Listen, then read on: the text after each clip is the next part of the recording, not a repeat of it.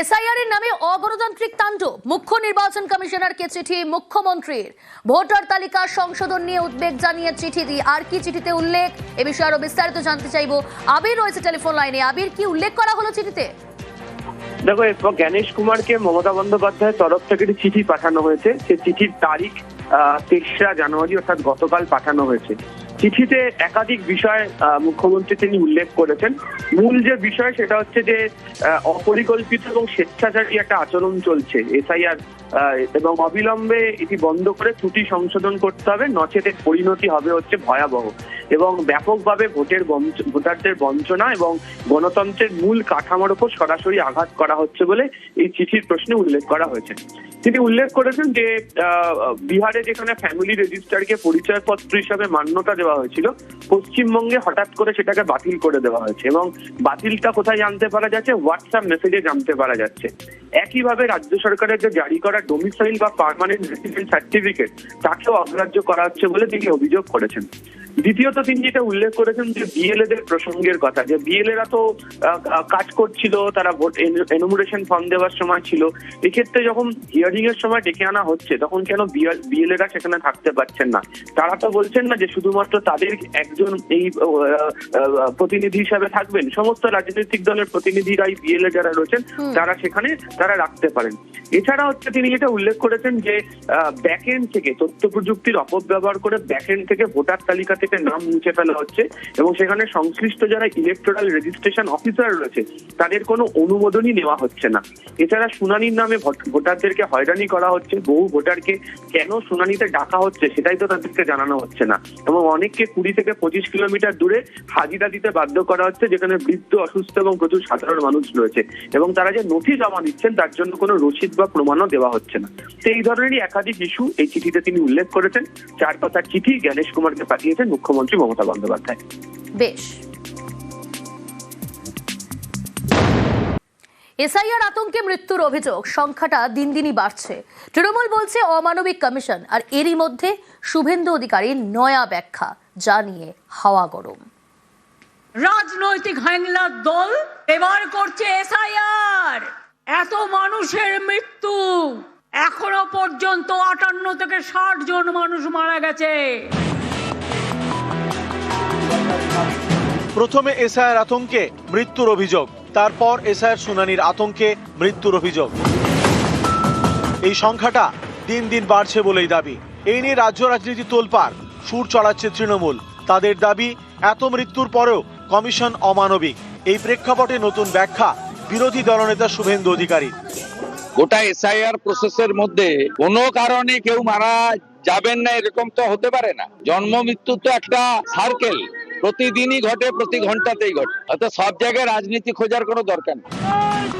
শুভেন্দুর এই ব্যাখ্যার পর পাল্টা সুর ছড়িয়েছে তৃণমূল। এরা মানুষ না বিজেপি? মানুষ হলে তো এই ধরনের মন্তব্য করা যায় না। 85 বছরের কাছাকাছি বয়স, তাকে কেন হাজিরা দিয়ে প্রমাণ করতে হবে তিনি রোহিঙ্গা মুসলমান নন, তিনি ভারতীয় নাগরিক? সেখানে গিয়ে তার মৃত্যু হচ্ছে, আর এই লিডার অফ অপোজিশন এরা বলছে এটা ন্যাচারাল, এ তো হতেই পারে। আগামী দিন বাংলায় হিন্দু পরিবারে কোনো সন্তান জন্মালে মা বাবা তার নাম শুভেন্দু রাখবে না। কয়েক মাস পরেই বিধানসভা ভোট, তার আগে এসআইআর নিয়ে এই রাজ্যে হাওয়া গরম। প্রথম থেকেই এই এসআইআর নিয়ে তরজা। ফর্ম জমার সময়ে অনেকে আতঙ্কে মারা যান বলে অভিযোগ।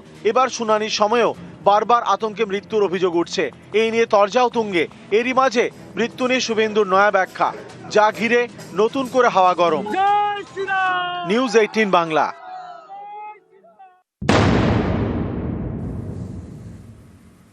শুনানি আতঙ্কে হৃদরোগে আক্রান্ত হয়ে কোমায় উত্তর 24 পরগনার ঘোলায় বৃদ্ধাকে এসআইআর শুনানি নোটিশ পেয়ে উদ্বেগ অশীতিপর অলকা বিশ্বাসের। হৃদরোগে আক্রান্ত হয়ে কোমায় ঘোলার বৃদ্ধা, কলকাতা মেডিকেলে চিকিৎসাধীন বৃদ্ধা। হেয়ারিং এর নোটিশ আসছে, নোটিশ আসার পরেই উনি আতঙ্কে ছিল। উনি বলছিল বারবার যে আমার 2000 আগের কোনো ডকুমেন্টস আছে কি, খোঁজাখুঁজি করতে করতে মেয়ে আর উনি আলোচনা করতে উনি জায়গায় ওখানে হার্ট অ্যাটাক করেছে। হ্যাঁ, উনি আলোচনা করতেই উনি জায়গায় পড়ে গেছে একদম। তারপর ওনাকে নিয়ে এই যে হসপিটালে গেছে। হসপিটালে যাওয়ার পর তো ওখানে ভর্তি নিয়েছে। এখন উনি আশঙ্কাজনক আছে ওখানে। এই এসআইআর এর জন্য আমরা খুব আতঙ্কে আছি এখন। এসআইআর হিয়ারিং এ চরম হয়রানি, শুনানিতে গিয়ে মাথা ফাটল বৃদ্ধের। তারকেশ্বরের বিডিও অফিসের ঘটনা, টোটো থেকে নামতে গিয়েই পড়ে আহত, মাথা ফাটল 72 বছরের ভরতচন্দ্র সামন্তর। হয়রানির অভিযোগে কমিশনের বিরুদ্ধে সরব তার পরিবার। বিডি অফিসে যাচ্ছিলাম, চাউলপুটি মোড়ে এসে বলছে আমি আর যেতে পারবো না, টোটো করো। আমি তো এইটুকু থেকে যাবে, বলছে হ্যাঁ। ওই টোটো থেকে নেমে দাঁড়িয়েছে, দাঁড়িয়ে বলছে আমি আমার তারপর উঠে পড়ে গেল। বলেছিলেন আপনার যে বয়স হয়েছে? হ্যাঁ, ওর জানেন তো, আমাকে কালকে রাত্রে ফোন করে বলেছে 12টার মধ্যে চলে যাবেন, আমাদের কেউ শোনে না। 85 ক্লাসের যে নির্দেশ আছে সেইটা মেনে আমাদের হোম হিয়ারিং শুরু হয়ে গেছে। ওনার যে বয়সটা উনি বলেছেন 72 প্লাস। এবার বিএলওদের মাধ্যমে আমরা খবর দিয়েছি, যারা বলছেন তাদের বাড়িতে গিয়ে আমরা সেই হোম হিয়ারিং করাচ্ছি। যারা অসুস্থ তাদের কি বাড়ি বাড়ি যাওয়া হবে, মানে বিএলওরা যদি আপনাদের ইনফরমেশন জিও নির্দেশ আছে সেই অনুযায়ী বিএলওরা খবর দিচ্ছেন, বা যারা এনপারেটার ইলেক্টর খবর দিচ্ছেন আমরা বাড়ি গিয়ে অলরেডি শুরু করে দিয়েছি। নজর রাখবো পরের খবরে। ভাঙড়ে ফের গোষ্ঠীদ্বন্দ্বের অভিযোগ, আরাবুল ইসলামের ছেলের গাড়িতে হামলা, আরাবুলের পেট্রোল পাম্পে চড়াও। অভিযোগের আঙুল শওকত মোল্লার গোষ্ঠীর দিকে, তারা মানতে নারাজ।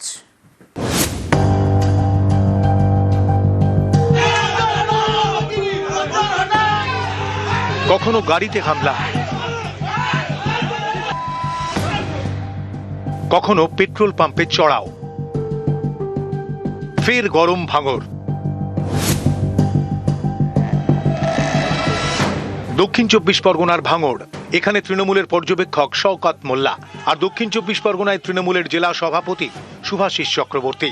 শনিবার রাতে জেলা সভাপতির কাছে যান ভাঙড় 2 পঞ্চায়েত সমিতির কর্মাধ্যক্ষ অদূত মোল্লা, সঙ্গে ছিলেন তাঁর অনুগামীরা। ভাঙড়ের অবজারভার শওকতের কাছে না গিয়ে তিনি কেন জেলা সভাপতির কাছে যাবেন? অভিযোগ, এ নিয়ে চটে যান শওকত। তিনি ফোন করে অদূতকে নাকি শাসানি দেন। তাঁর বাড়ির সামনে গিয়ে হম্বিতম্বি করেন শওকত অনুগামীরা। এরপর রাত পেরিয়ে সকাল। রবিবার সকালে কাঁঠালিয়ায় অদূতের বাড়ি যান আরাবুল ইসলামের ছেলে হাকিমুল এবং তৃণমূল নেতা প্রদীপ মণ্ডল। অভিযোগ, তখন হাকিমুলের গাড়িতে হামলা চালানো হয়। অভিযোগের আঙুল শওকত অনুগামীদের দিকে।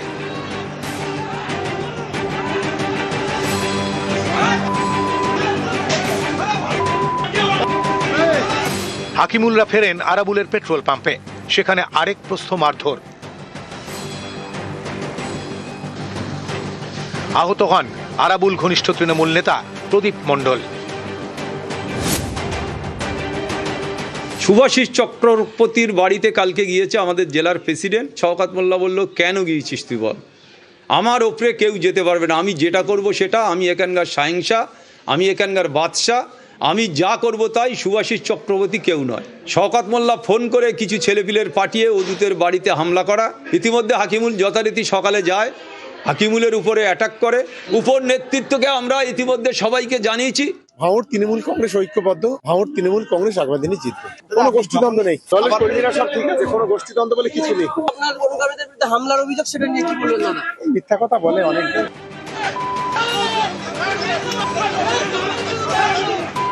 রবিবার দুপক্ষই উত্তর কাশীপুর থানায় অভিযোগ দায়ের করে। ভাঙড় থেকে কল্যাণ মণ্ডল, নিউজ 18 বাংলা।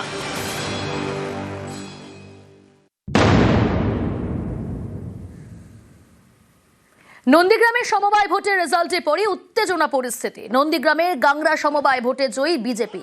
তৃণমূল নেতা বাপ্পাদিত্য গর্গকে ঘিরে বিক্ষোভ বিজেপির। বিজেপি কর্মীকে মার পুকুরে ফেলে দেওয়ার অভিযোগ। তৃণমূল নেতাকে ঘিরে বিক্ষোভ বিজেপি কর্মীদের। পরিস্থিতি সামাল দিতে ঘটনাস্থলে পুলিশ।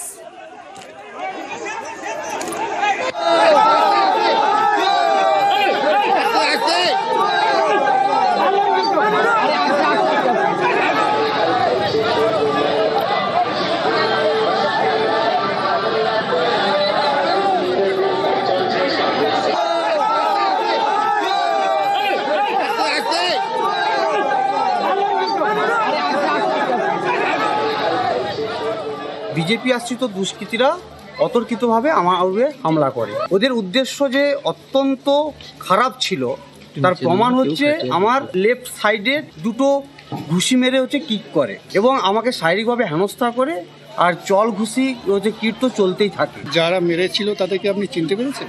আমি সবাইকে চিনতে পেরেছি আর তাদের নামে উপযুক্তভাবে প্রশাসনে আমি দ্বারস্থ হচ্ছি। এগুলো পুরো মিথ্যা কথা। যেহেতু বিজেপি এখানে জিতেছে 9-0 ভোটে, বাপ্পাদিত গর্গ ওই ইচ্ছা করে আমাদের গন্ডগোল করবে রাজনীতি করার উদ্দেশ্যে শতপ্রণোদিত ভাবে নিজে মোটরসাইকেল ছেড়ে দিয়ে চলে গেছে। পুলিশকে দিয়ে এমন ভাবে মারলো, একটা ছেলে দেখুন তার হাত ভেঙেছে, তার কি অবস্থা হয়েছে দেখুন। নন্দীগ্রামে তৃণমূলের দেওয়াল লিখন শুরু। 15 জানুয়ারি নন্দীগ্রামে বিশেষ ক্যাম্পের উদ্বোধনে অভিষেক বন্দ্যোপাধ্যায়। নন্দীগ্রামে ক্যাম্প প্রস্তুতির সঙ্গেই দেওয়াল লিখন তৃণমূলের। তৃণমূলকে পাল্টা কটাক্ষ বিজেপি।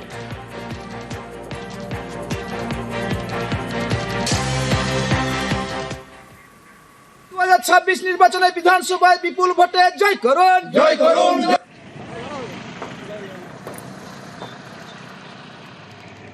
সেবাশ্রয় গোটা বাংলাকে পথ দেখাচ্ছে। সেই সেবাশ্রয় ডায়মন্ড হারবারের বাইরে প্রথম নন্দীগ্রামে 15 জানুয়ারি হবে। নন্দীগ্রামে লাগানো শুরু হয়েছে, কয়েকদিনের মধ্যে পুরো নন্দীগ্রাম সেজে উঠবে। নন্দীগ্রামে একটা সুপার স্পেশালিটি আছে, সে সুপার স্পেশালিটি হাসপাতালে কি পরিষেবা হয় এই অভিষেক বাবুর এই স্বাস্থ্য শিবিরই তা প্রমাণ করছে।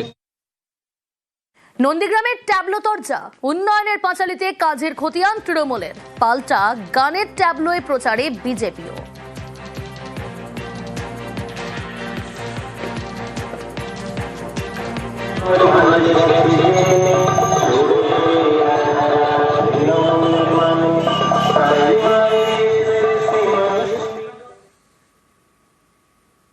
ফের বাংলার বাইরে বাংলা বলায় অত্যাচার। মহারাষ্ট্রে নির্যাতন বাংলার 3 পরিযায়ীকে, বেধড়ক মারধর। পাণ্ডবেশ্বরের 3 শ্রমিককে পরিযায়ীদের টাকাও কেড়ে নেওয়ার অভিযোগ। কোনো রকমে বাড়ি ফেরেন 3 শ্রমিক। আক্রান্ত পরিযায়ীদের বাড়িতে পাণ্ডবেশ্বরের বিধায়ক।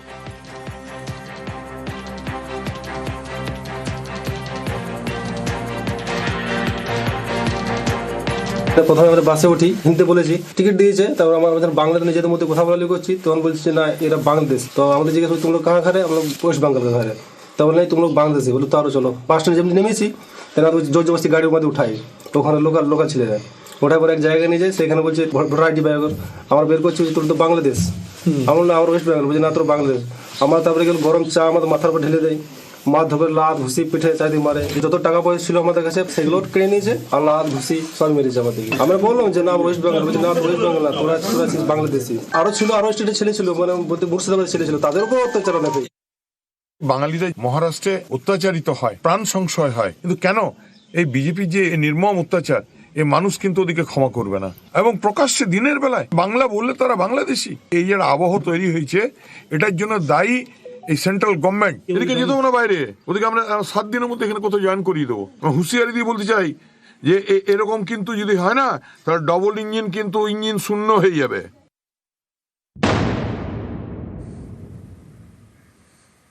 এবার 22 গজে কি ভারত বিদ্বেষ? টি20 বিশ্বকাপে ভারতে খেলতে না আসার সিদ্ধান্ত। আইসিসিকে ইমেল বাংলাদেশ ক্রিকেট বোর্ডের। আইপিএলে মুস্তাফিজুরকে বাদ দেওয়ার জের গতকালও বৈঠকে কড়া পদক্ষেপের ভাবনা বিসিবি। আজ ফের বৈঠক বাংলাদেশ ক্রিকেট বোর্ডের। বৈঠকে ভারতে খেলতে না আসার সিদ্ধান্ত বিসিবির। শ্রীলঙ্কায় ম্যাচের প্রস্তাব বাংলাদেশ ক্রিকেট বোর্ডের। ইউনূস সরকারের চাপেই কি এই সিদ্ধান্ত?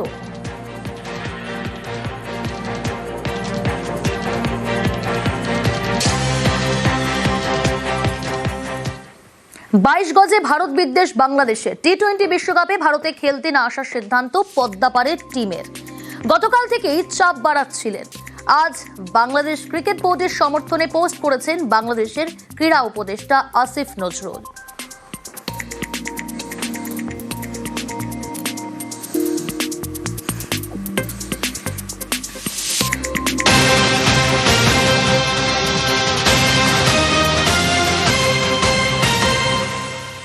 অশান্ত বাংলাদেশে ফের খুন বিএনপি নেতা। যশোরে বিএনপি নেতাকে মাথায় গুলি করে খুন। শঙ্করপুরে কাউন্সিলরের অফিসের সামনেই গুলি। যশোর জেনারেল হাসপাতালে নিয়ে গেলে মৃত ঘোষণা। ঘটনার পর থেকেই এলাকায় উত্তেজনা। খুনে জড়িতদের খোঁজে পুলিশ।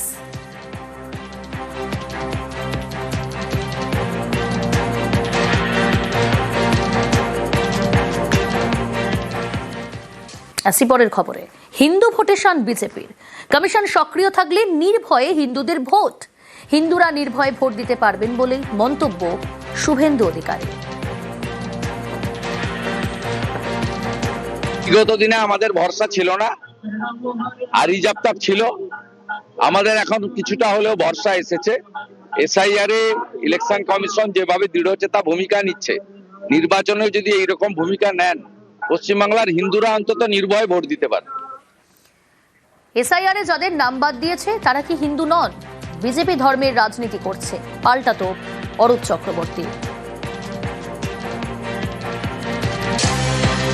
বনগা বা রানাঘাটের মতুয়ারা কি হিন্দু নন, যাদের নাম নির্বাচন কমিশন এই অসভ্য বর্বর বিজেপির কথা বাদ দিয়ে দিচ্ছে এসআইআর নাম করে?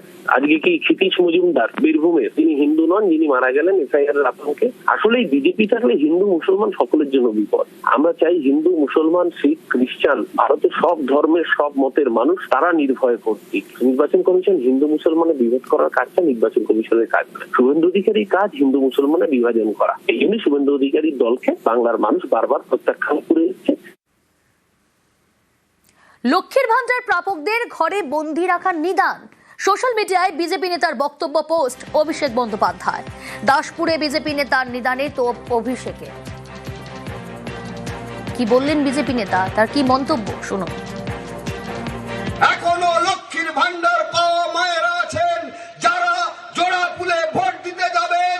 আমি সেই সমস্ত পরিবারের স্বামীদেরকে বলছি, ওই মায়েদেরকে ঘরে বন্দি রেখে দেবেন। ভোটটা দিতে হবে পদ্ম ফুলে, জোড়া ফুলে নয়। নেতার বক্তব্য সোশ্যাল মিডিয়ায় পোস্ট করে বিজেপিকে নিশানা করেছেন অভিষেক। তার তোপ কমিশনকে হাইজ্যাক করে এসআইআর এ ভোটারের নাম বাদ দিয়েছে। এসআইআর যখন কাজে এলো না তখন লজিক্যাল ডিসক্রিপেন্সি বলে আরো নাম বাদ দিচ্ছে। এখন স্বামীদের বলছে স্ত্রীদের ঘরে বেঁধে রাখতে, যাতে মহিলারা ভোট দিতে যেতে না পারে।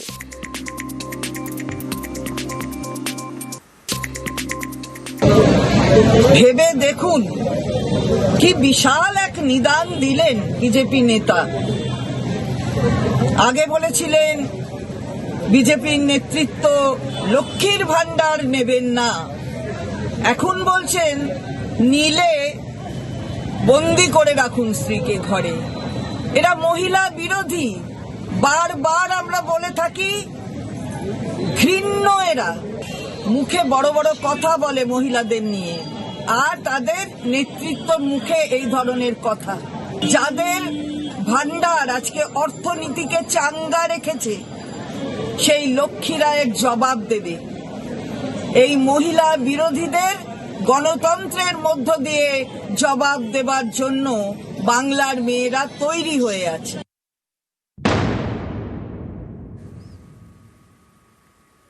আগামীকাল গঙ্গাসাগর সেতু শিলান্যাস। আগামীকাল গঙ্গাসাগর সেতু শিলান্যাস করবেন মুখ্যমন্ত্রী। ১,৬৭০ কোটি টাকায় তৈরি হবে সেতু। 4 লেনের গঙ্গাসাগর সেতু। ক্যারোজওয়ের প্রস্থ 800 মিটার, ফুটপাথের প্রস্থ 1.50 মিটার। সেতুর মোট দৈর্ঘ্য 4.75 কিলোমিটার। ব্রিজের 3 কিলোমিটার অংশ নদীর উপরে। 80% জমি অধিগ্রহণ শেষ, বাকি 15% জমি অধিগ্রহণ। এক্সট্রা ডোজ কেবল স্টেট মডেলেই তৈরি হবে এই সেতু।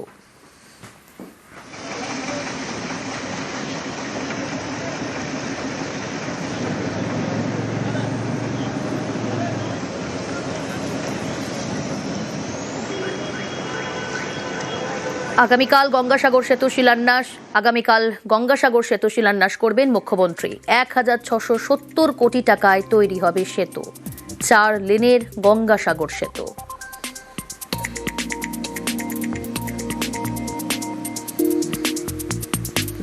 গত 29শে ডিসেম্বর ঘোষণা করেছিলেন মুখ্যমন্ত্রী মমতা বন্দ্যোপাধ্যায় এই ব্রিজের উদ্বোধন। কি বলেছিলেন তিনি শুনবো। গঙ্গাসাগরের কপিল মুনির আশ্রম, গঙ্গাসাগর মেলার টোটাল খরচা 1 পয়সাও কেউ দেয় না, টোটালটাই কিন্তু আমরা করি। কুম্ভ মেলা কিন্তু রেল, বাস, প্লেনের সাথে কানেক্টেড, গঙ্গাসাগর নয়। একজন করে জল পেরিয়ে যেতে হয়, কিন্তু 1 কোটির বেশি তীর্থযাত্রী আসে। আমি 12 বছর ধরে চেষ্টা করলাম যদি কেন্দ্রীয় সরকার একটা গঙ্গাসাগরের ব্রিজ করে দিতেন। আমি শুধু এটুকু বলবো, আপনারা শুনলে খুশি হবেন, 1,700 কোটি টাকা আমরা দিয়েছি। গঙ্গাসাগরে সেতু হচ্ছে কংক্রিটের সেতু, এবং আগামী 2 বছরের মধ্যে কাউকে জল পেরিয়ে আর যেতে হবে না। টেন্ডারও হয়ে গেছে। টাকাও দেওয়া হয়ে গেছে এবং আগামী 5 তারিখে আমি ওটা শিলান্যাস করতে যাচ্ছি। আমি শিলান্যাস করলেই ওটার কাজ শুরু হয়ে যাবে।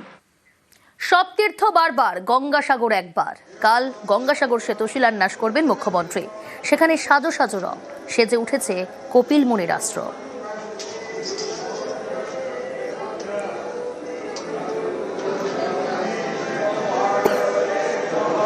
আমাদের ভেসেল বেরোতে হবে না, আমাদের নদীতে ভেসেল আটকে যায় বা চড়া পড়ে যায়, সেখানে জল থাকে না, আমাদের যাতায়াতের সুবিধা হবে। রুগীরা ও সাইডে যাওয়ার সময় তো সমস্যায় পড়ে না। এখানে অসুবিধা যে আমরা ভেসেল পাড়াতে এলে নদীতে চড়া পড়ে গেলে তো ভেসেল যাচ্ছে না, তখন রুগী যেতে যেতে তো রুগী মাঝখান রাস্তায় তো মারা যাচ্ছে না, ওই জন্য সেইটা সুবিধা হবে। অর্ধেক রাস্তা ঢালাই হয়েছে, বাকি অর্ধেকটা হয়নি। অভিযোগ, রাস্তার কাজ মাঝপথে ফেলে উধাও ঠিকাদার। দুর্নীতির অভিযোগে সরব বিজেপি, মানতে নারাজ তৃণমূল।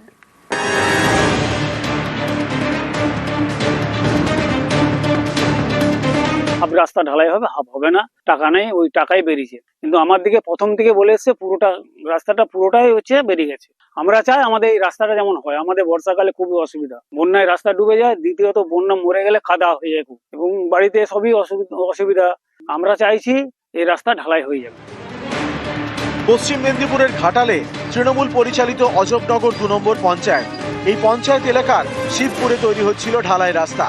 এর জন্য প্রায় 5.5 লক্ষ টাকা বরাদ্দ করে পঞ্চায়েত ও গ্রামোন্নয়ন দপ্তর। সেই মতো কয়েকদিন আগে কাজ শুরু হয়। কাজ শেষের পর যে ফলক বসানোর কথা তাও বসিয়ে দিয়েছে ঠিকা সংস্থা। তাতে লেখা চংদার দিঘিপুর থেকে প্রশান্ত সামন্তের বাড়ি পর্যন্ত ঢালাই রাস্তা তৈরি হয়েছে। ফলকে লেখা রয়েছে ঢালাই রাস্তার কাজ শেষ, কিন্তু বাস্তবে কি হয়েছে দেখুন। 800 মিটার মাটির রাস্তার পুরোটা ঢালাই করা হয়নি।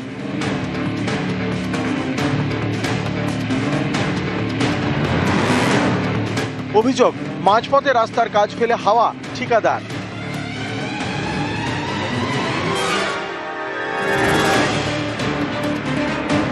আমাদের রাস্তা নির্মাণ হয়নি যেখান থেকে, তবু আমাদের নাম যে কেন বলবে যে তোমাদের ওখান থেকে রাস্তা হয়েছে। ওই যে লিখেছে ওইটা দেখাক রাস্তাটা যে নির্মাণ হয়েছে, ঢালাই হয়েছে।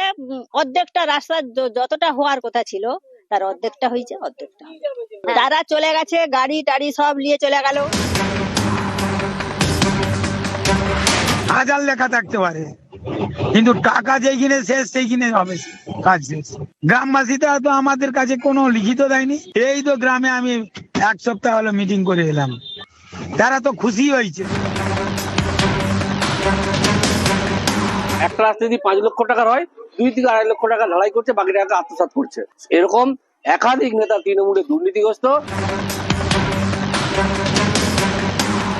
রাস্তা একটি সমস্যা হয়েছে বলে আমাদের কাছে খবর এসেছে। কোথাও কিছু মিস্টেক থেকে যেতে পারে। এখানে রাস্তার যে নাম আছে সেই রাস্তার নাম অনুযায়ী টাকা বরাদ্দ কম হয়েছে, সেই জন্য হয়তো রাস্তাটা কিছুটা ইনকমপ্লিট রয়ে যাচ্ছে। কোনো করাপশন হয়নি। আমাদের ইঞ্জিনিয়ার সাহেব গেছেন, দেখেছেন, কোথা থেকে কোথা পর্যন্ত কাজ হয়েছে সেটা আমাদের অনলাইনেও সেটা আপডেট হয়েছে, আর আমরা দেখছি পুরো কাজটা যাতে করা যায়। ঘাটাল থেকে সুকান্ত চক্রবর্তী, নিউজ 18 বাংলা।